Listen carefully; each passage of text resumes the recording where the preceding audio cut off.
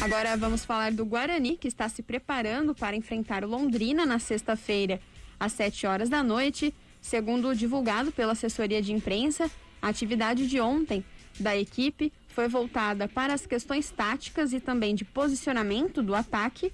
E essa atividade já contou com a presença do Eduardo Persson, jogador que retornou essa semana após um longo período de reabilitação após uma operação no joelho esquerdo. E em entrevista coletiva ele comentou sobre as dificuldades desse período em que esteve lesionado. Desde quando eu me machuquei, a gente sempre pensava na volta, né? Foi um momento, acho que o momento mais difícil da minha carreira, no qual acho que a parte física ficou um pouco meio de lado e acho que a psicológica foi a que foi mais afetada do que o físico. Então, como eu falei, eu sempre tenho muitos meus familiares por perto, minha mãe, meu pai, minha namorada, meus amigos no qual eu sempre fui desde pequeno. Tenho o apoio deles. Se não fossem eles, eu acho que não conseguiria vencer essa etapa da minha vida.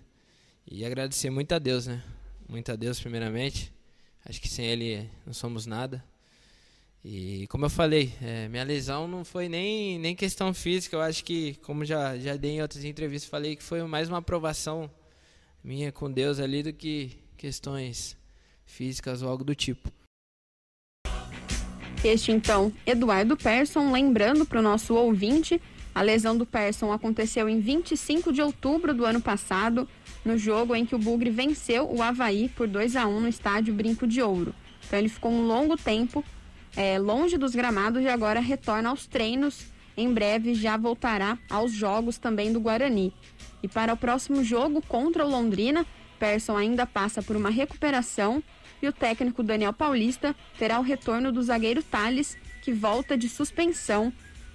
Inclusive ele, que é o jogador mais punido por enquanto na equipe do Guarani. Ele já recebeu 6 cartões amarelos em 7 jogos disputados. E outro jogador que segue no DM, ainda em recuperação, o zagueiro Carlão, que teve uma lesão no joelho, ficou 2 jogos fora, acabou atuando a última partida contra o Brusque. Infelizmente sofreu mais uma lesão, dessa vez na panturrilha esquerda. Rápido intervalo no CBN Esportes e voltamos daqui a pouco.